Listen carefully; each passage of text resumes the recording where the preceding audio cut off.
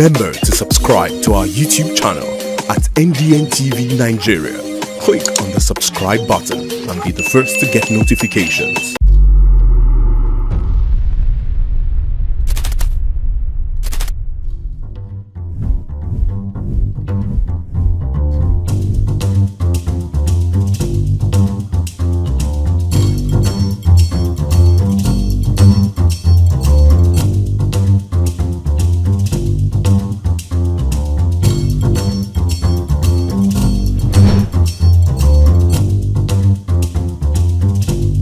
And now, let's join ace broadcaster MAMODE AKUGHA as he takes us inside the Niger Delta. Hello out there and welcome to the program. It's Inside the Niger Delta, the authentic voice of Nigeria's oil-rich region. I'm your regular host, MAMODE AKUGHA. Inside the Niger Delta. Mixed reactions have continued to trail the recent federal government announcement of a 70,000 minimum wage for Nigerian workers. The development, which came after several months of deliberations between organized labor, the private sector, and the federal government, the new minimum wage seems to fall short of the expectations of the masses. Our correspondent, who spoke to ordinary Nigerians in some Niger Delta states, reports widespread concerns that the increasing cost of goods and services, driven by high inflation, will render the wage increase inconsequential for the living conditions of the people. Last week, the Nigerian organized labor, private sector, and the federal government finally resolved the contentious issue of minimum wage. President Bola Ahmed Tinubu, after meeting with labor leaders, proposed a new minimum wage of 70,000 naira for Nigerian workers. This figure marks a 133% increase from the previous minimum wage of 30,000 naira that was implemented in 2019. In addition to the new wage, an agreement was reached to review the minimum wage every 3 years instead of every 5 years. The federal government, as in the past, also promised to roll out initiatives to ease the economic woes of Nigerians, such as the acquisition of compressed natural gas buses. Our crew went to streets in Delta and Rivers State to gather the thoughts and feelings of Niger Deltans on the approved minimum wage, especially in light of the current economic realities. You receive 100,000 as salary, you use 60,000 naira to fuel your car. What will you eat? Children are going school, everything is on high side. I want to beg the government that they should please not to kill us. We are dying in frustration, so even the minimum wage is not even helping matter because everything is very high. Even school fees now, everything, house rent, everything have increased. So let the fuel price go down to the normal price, then it will not regulate everything in this country. Before, I do come to market with 2,000, sometimes 3,000, 5,000. I will use that money to get what I need in the market, but now 10,000 cannot buy anything again. Like rice now, they buy rice. Before rice, a paint was 5,000. Now a paint of rice next 8,000. So we are tired. In 1981, Nigeria implemented its first minimum wage, pegged at 125 naira. At that time, $1 was equivalent to 0.61 naira. This means that the Nigerian workers' minimum monthly wage was about $204 then. Today, with the exchange rate at about 1,600 naira to $1, a worker needs to earn about 320,000 naira to match the 1981 value. While the recently approved minimum wage of 70,000 naira is just worth around $43, an amount that significantly falls short of the global requirement of $2.15 per day to live above the poverty line. With headline inflation presently at 34.19% and the cost of petroleum product continuously rising, Niger Deltans are unimpressed with the new minimum wage. They worry that their economic situation may continue to worsen. So if you check the transportation to office, it's not easy. So where you are paying like 100 naira before, it's now like 200, 250 before you take your lunch and everything. 70,000 naira is already gone. So what about your family? So government should do something about it. Many people are jumping inside the ocean. Many people are committing suicide. People are dying because of hunger. There's no more way forward in this country. So the country is gone and gone forever. I just want to believe that peradventure it's just a step to making sure that it looks as if it was just doubled from the 30,000 it used to be, so that it will look as if it's going on the arithmetic progression.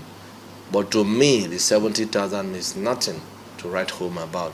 Economists and analysts, while commenting on the recent development, urged the federal and state government to provide incentives and policies to stimulate production in the country so as to salvage the precarious economic situation. I think that the federal government should put a process of tackling inflation and reducing the exchange rate. So these two things are not helping us at all. If we are not producing, our GDP will not increase. So the government should focus on industrialization, industrialize the economy, go into each of the states, build industries, utilize the raw materials we have as a nation, utilize the natural resources we have as a nation. Let's begin to produce. If we are not producing, then the inflation will not be curtailed. While Nigerians await the implementation of the new minimum wage after it receives the National Assembly's approval, there is a significant concern over its actual enforcement, especially by state governments. Reports from 2024 indicated that 5 years after the 30,000 naira minimum wage was approved in 2019, about 14 state governments were yet to fully implement it. This raises serious questions about whether state workers in Nigeria would even get to take home the newly approved 70,000 naira a month. Inside the Niger Delta. The leadership of the Niger Delta Development Commission (NDDC) has urged beneficiaries of its foreign postgraduate program to be good ambassadors of the region as well as Nigeria in their academic pursuits abroad.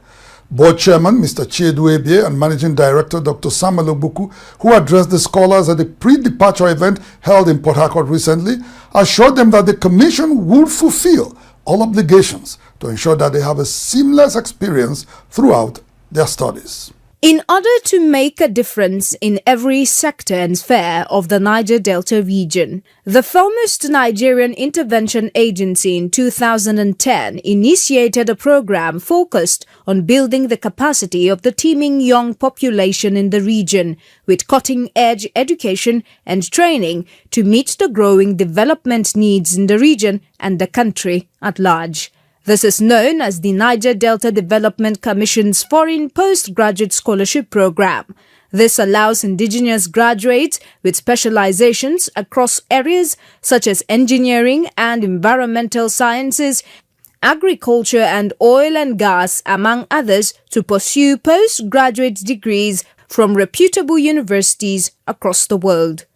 The Commission recently concluded plans to send 200 beneficiaries of the program for the 2024 to 2025 academic year. NDDC Director of Education, Health and Social Services, Dr. George Uzowane, who spoke to the scholars during a pre-departure event in Port Harcourt, Rivers State, where they were presented with their award letters, congratulated them for successfully going through the selection process. This is a new beginning to your life as scholars, as the elite 1% in Africa that are educated. Congratulations. Though some beneficiaries of the scheme in the past experienced issues such as delayed payment of their tuition and allowances, the NDDC Managing Director and Chief Executive Officer, Dr. Samuel Ogbuku, gave the assurance of timely payments of all fees and entitlements going forward. He also called on the scholars to be of good conduct and demonstrate the resilient spirit of a typical Niger Deltan in their academic pursuit. So for you to have been offered this opportunity and platform, take it up as a challenge. That challenge that you're going to make your region proud. If others have gone and they've been back successfully, making us proud. We believe if there's anything more than distinction, we know you can achieve it. Because I know the Niger Delta students are the brightest in Nigeria.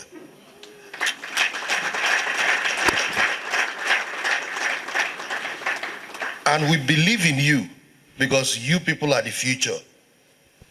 We want a situation whereby when you come back, you can do better than us. Mr. Chiedu Ebie, Governing Board Chairman of the Commission, also advised the beneficiaries to make the best use of the opportunity to acquire technical expertise for the overall development of the region and the country. The credibility of this program is not in doubt. You don't need to know anybody. All you need to do is participate in the process. And we do hope that this time next year, when we gather again, we would have more students that graduate with distinction. Beneficiaries appreciated the intervention agency for the scheme and promised to be good ambassadors of the region. So I'm grateful to NDDC for the opportunity given to the youths in the Niger Delta to become better professionals in their field of study. And overall, my experience during the assessments, it was hitch-free, it was stress-free. So my target is to gain the necessary knowledge and be able to contribute to the agricultural sector, most especially in the Niger Delta region. But I'm grateful to God and I'm grateful to NDDC for this great opportunity, and I promise to bring back home positivity, development. Dr. Samuel Obuku also promised that any of the scholars who graduates with a distinction in the master's program stands a chance to be sponsored for a doctorate program. The scholarship scheme is an important component of the NDDC's Human Capital Development Program, which highlights the irreplaceable role of quality education as a tool for driving sustainable development and peace in the oil-rich region. Inside the Niger Delta. The management of the Niger Delta Development Commission (NDDC) says the agency will continue to explore ways to meet the growing health and medical needs of the largely underserved communities in the oil-rich Niger Delta region. Managing Director and Chief Executive Officer of the NDDC, Dr. Samuel Obuku, stated this during the recent commissioning of ambulances acquired by the NDDC for distribution to hospitals across the 9 states of the region. He also announced that a strategic partnership between the Commission and the World Health Organization is underway. Meanwhile, the Federal House of Representatives last week approved the NDDC's infrastructure-focused budget of 1.911 trillion naira for the 2024 fiscal year. Following its recently concluded free medical outreach program across the 9 states of the Niger Delta region, the Niger Delta Development Commission (NDDC) acquired 13 ambulances for distribution to hospitals across the region. The Commission emphasized that this move aligns with its commitment to the health and well-being of the people in the area. These ambulances are expected to enhance the capacity of health centers to respond to emergencies and epidemics, such as the current cholera outbreak affecting parts of the Niger Delta. The governing board and management of the NDDC, accompanied by the World Health Organization's country representative in Nigeria, Dr. Walter Kazadi Mulombo, recently inaugurated the emergency vehicles. Speaking at the event, the Managing Director and Chief Executive Officer of NDDC, Dr. Samuel Obuku, reiterated the Commission's commitment to the health and well-being of the underserved peoples in the region. We decided to come up with this idea to ensure that we provide emergency ambulances that will respond to emergency situations. With the fact that cholera is gradually becoming an epidemic that is ravaging the country, we felt in doing this to be our own support to the region. Chairman of the board, Mr. Chiedu Ebie, while calling for the responsible use of the emergency vehicles, noted that the board and management are working hand in hand to ensure that no community or person is left unattended in the region. Health is the single most important aspect of our lives and our day-to-day living. And so we will continue to play our role, we will continue to contribute, we will continue to intervene in the health sector to ensure that we improve the well-being and the health of the people of Niger Delta. Dr. Ogbuku further called on the World Health Organization, which had submitted a partnership guideline to the Commission earlier that day, to swiftly consider combining their resources and expertise with the interventionist agency to meet the overbearing medical needs of the people in the region. In our partnership, by the time we're able to cross the T's and dot the I's anytime from now, we want to ensure that in our future free medical outreach, it is going to be a partnership between NDDC and World Health Organization, which we believe is going to add more credibility to whatever we're doing. Recently, the interventionist agency concluded the first phase of its medical outreach across the 9 states of the region, where about 18,000 patients received free medical treatment for various health challenges. In the coming days, the NDDC will kickstart the second phase of its medical outreach. In another development, the Federal House of Representatives last week, in a unanimous voice vote, passed the Niger Delta Development Commission's 1.911 trillion naira spending estimates for the 2024 fiscal year. The bill got the nod of the Green Chamber after the chairman of the House Committee on NDDC, Honorable Eriatake Ibori-Suenu, presented the infrastructure-focused budget on the floor of the House. I rise to move that the House do receive the report of the Committee on Niger Delta Development Commission, NDDC, on the issue from the statutory revenue funds of the Niger Delta Development Commission to the total sum of 1,911,800 million naira only. This year's budget, which is obviously the largest in the Commission's history, was recently approved by the Nigerian Senate. With the nod from both the lower and upper legislative chambers, the next step is presidential authorization and subsequent disbursement of funds. This will enable the Commission to embark on significant infrastructure development and social programs aimed at improving the lives and livelihoods of people in the oil-rich Niger Delta region. Inside the Niger Delta, Standout Properties Limited presents a real estate opportunity of a lifetime. Bloom Towers, a waterfront twin high-rise buildings of 19 and 21 stories at the edge of the Atlantic Ocean in the prestigious Oniru area, Victoria Island, Lagos. Bloom Towers is a green and smart building project consisting of 1, 2 and 3 bedroom apartments and maisonettes, as well as 10,300 square meters available space for commercial and corporate use. Built for completion in 2027, Bloom Towers has 236 units available for sale with a starting price of 100 million naira. Lock down a unit today with a down payment of 20% and spread the balance over the next 24 months. Contact us on 080-693-47063 or 091-22-656-975. It is a project that will bring huge return on investment. Bloom Towers, from foundation to skyline. Ezekiel Group, oil and gas, dredging, power and air transportation. Ezekiel Group, petroleum product sufficiency, energy sustainability and infrastructure development. Delta State Governor Right Honorable Sheriff Oborevwori has expressed satisfaction with the progress of the ongoing flyover construction work at the PTI junction in Uwia local government area of the state. Governor Oborevwori, who was visibly pleased with the pace and quality of work on one of the 3 flyovers his administration is building in the Warri area during the recent visit to site, promised to ensure prompt disbursement of funds to Julius Berger Nigeria Limited to ensure timely completion of the project. Governor of Delta State and captain of the Timor Agenda, Right Honorable Sheriff Oborevwori, in November last year, in an atmosphere filled with excitement, officially flagged off the construction of 3 flyover bridges at NRN Junction, PTI Junction and DSC Roundabout in the Warri axis of the state by Julius Berger Nigeria PLC.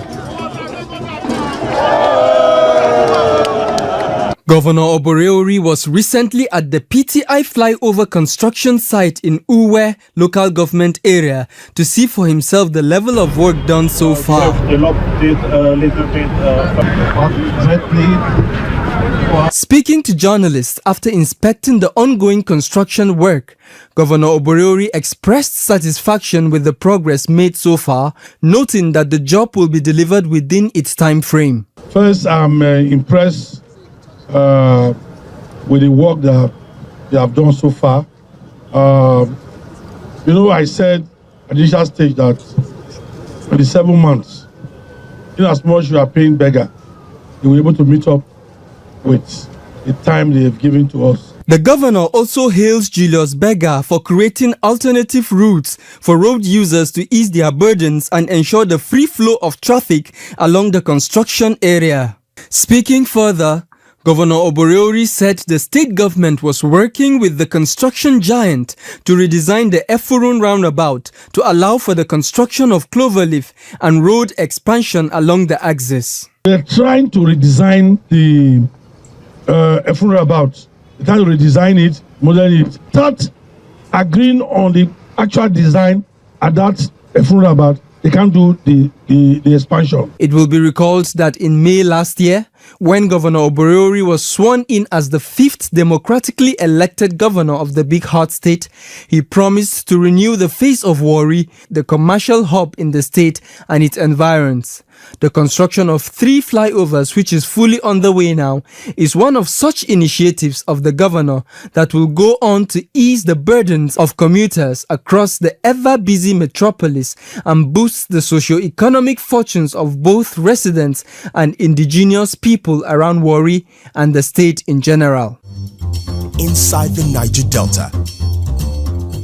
Governor Doyediri of Bayelsa State says the affirmation of his victory at the November 11, 2023 governorship election in the state by the Court of Appeal sitting in Abuja is a confirmation of the overwhelming choice of the masses who voted in the elections. Governor Diri made this assertion while speaking to journalists after the appeal court ruled in his favor against the candidate of the opposition All Progressives Congress, Chief Timipri Silva, was challenging the outcome of the election.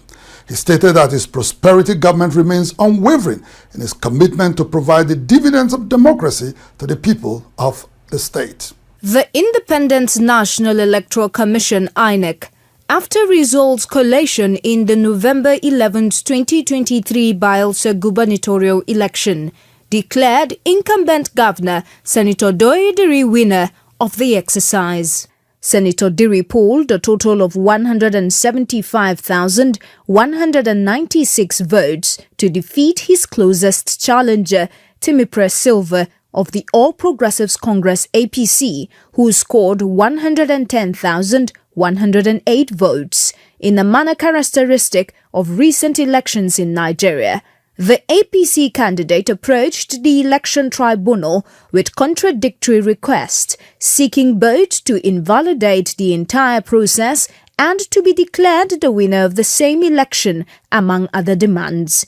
However, the 3-member panel, led by Adekunle Adeleye, dismissed the prayers on the grounds that Silva and the APC failed to present any credible evidence to prove allegations of electoral fraud during the Bayelsa state governorship election. Displeased with this ruling, the aggrieved party went forward to the Court of Appeal to test the strength of this verdict. But to their disappointment and the excitement of Diri, the PDP and their supporters, the appellate court last week again threw out the pleas of the opposition party and its candidate for lack of merit. Counsel to Diri, Chris Uche and Sumina Jombo said the initial judgment of the tribunal is grounded in the laws and therefore could stand any further scrutiny. This is what we call concurrent judgments, concurrent findings. So if it has become a pattern for persons not to know when to halt and they want to go to wherever they are, they must bear in mind that these are concurrent decisions which are not very easy to set aside. And one thing that is critical, one thing that is very important in this case, as the Court of Appeal noted, is that The appellants failed in the duty to provide the evidence. Senator Doyediri, who described the appeal court ruling as a reconfirmation of the mandate given by Bielsens in the November 2023 governorship elections, promised to remain focused on service delivery in the state. It's a distraction not only to me, but to the government and the people of the state. For me, clearly this is not unexpected, considering the judgment that was delivered by the tribunal. And so it's a victory for the people of Bayelsa State. And I don't think I want to waste my time by calling for anybody to come and work with me. It's a waste of time. For his part, Sylvester Elema, counsel to the petitioner, hinted that his client is not resting on his oars just yet. The beauty of it is that this is not the final court. So we still have the right to exercise another right of appeal to the Supreme Court. Meanwhile, in the recent ruling of the Supreme Court on local government autonomy, Governor Doyediri maintained that Bayelsa State does not have a record of tampering with funds allocated to local councils. It is a known secret that Bayelsa State government has been the source of the strength of local governments. We have not only augmented for local governments, we have set up a system that is making local governments to be functional in Bayelsa State. Senator Doyediri also criticized the current practice where some states have over 40 local government areas, while Bayelsa, a significant revenue contributor, has only 8. In other developments in the state, Governor Doyediri has agreed to partner with the government of Trinidad and Tobago to develop the Bayelsa State Industrial Park. The partnership was reached last week when Trinidad and Tobago High Commissioner in Nigeria, Ambassador Wendell Dilonedo, led a delegation on a courtesy visit to the Bayelsa State Government House in Yenagoa. Inside the Niger Delta. Well, that's the size of our package on the program for today. Inside the Niger Delta, the authentic voice of Nigeria's oil-rich region, will be back same time, same station next week. Until then, you can follow us on our social media handles showing right now on your screens. And please remember to subscribe to our YouTube channel at NDNTV Nigeria. Until next week, I am MAMODE AKUGHA, thanking you for staying tuned. Bye for now.